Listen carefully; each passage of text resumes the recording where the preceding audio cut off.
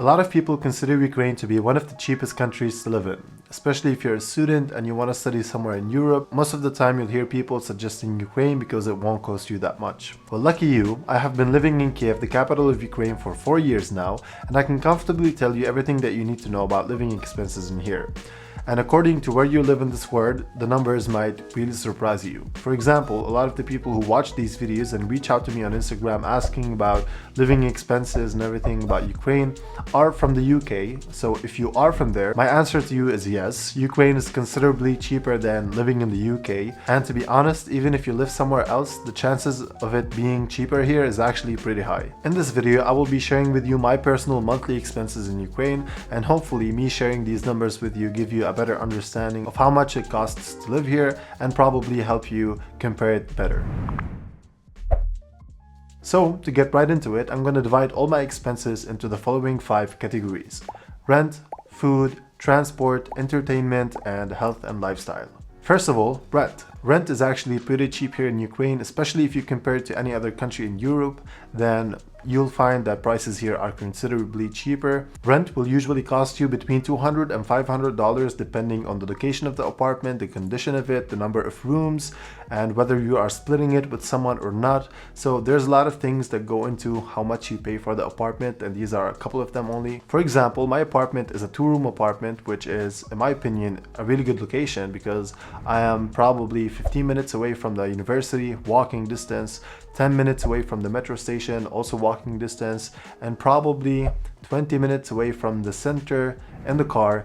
But that is factoring in the traffic. If there was no traffic, I will probably be there in 10 minutes or less, but there's always traffic here, so let's say 20 minutes away from the center. So that is actually a pretty good location, and the apartment costs me $430 per month, but I do live with one of my friends, so I do split it in the end, and I pay $215 for rent alone in this location. The condition of the apartment is also good. It is not old, it is newly renovated.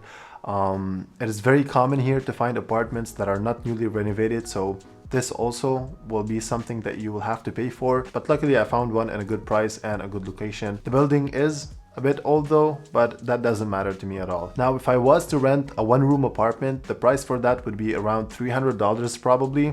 So if you think about it, renting a 1-room apartment will cost you more than renting a 2-room apartment and splitting it with someone, because that's just how prices are in here. So renting a bigger apartment and then splitting it with someone will actually help you save up money and pay less for renting each month. Few things to note, which are the further the apartment is from the university, the cheaper it will be.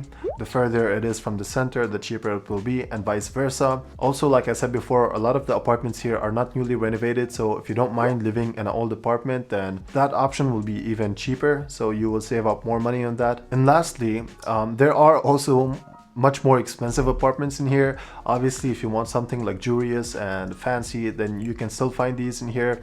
There's these new compounds or new buildings that have very luxurious apartments that go for $1,000 or $2,000 per month.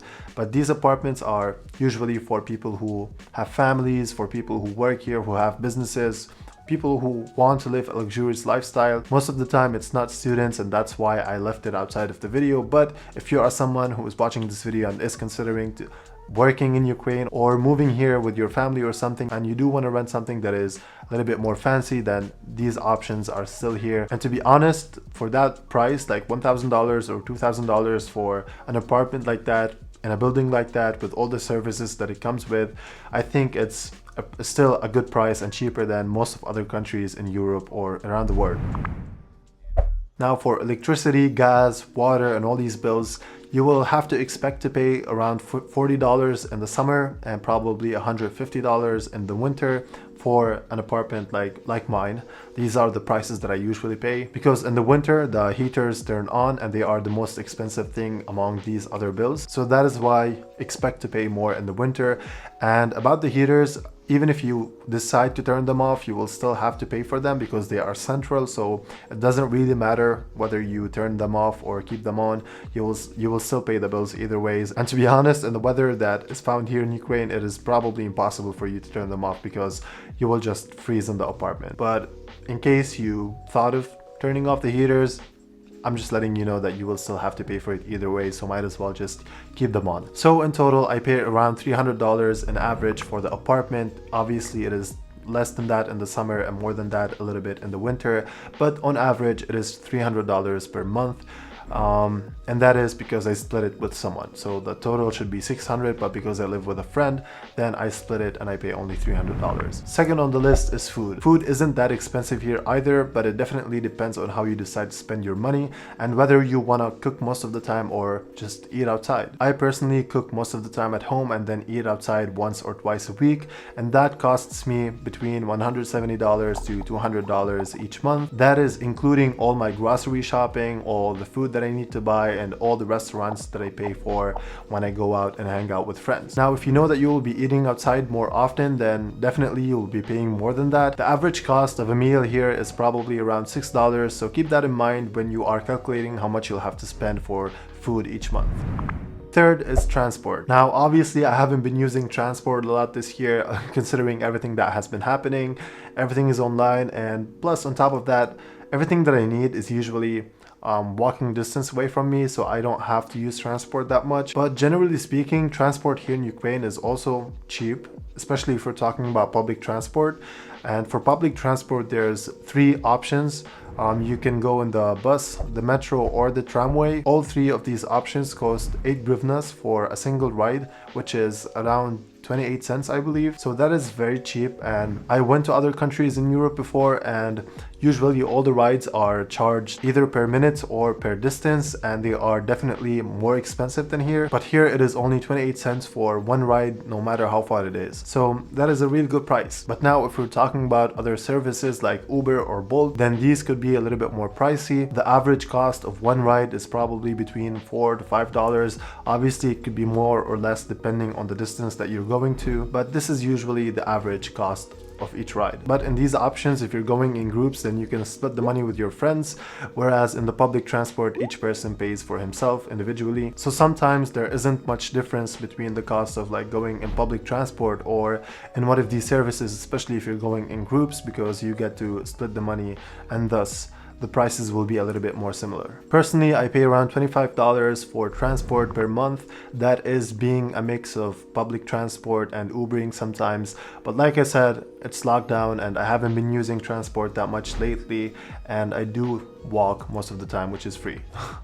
Entertainment. So going to restaurants or cafes with friends to hang out is a form of entertainment, but I already counted it in the previous food section. So like I said before, the average cost of one meal outside is probably around $6, and the average cost of like going to a cafe is probably around $3, but obviously it could be less or more depending on the place you're going to, but these are the average prices. Other forms of entertainment like cinema, ice skating, bowling, etc.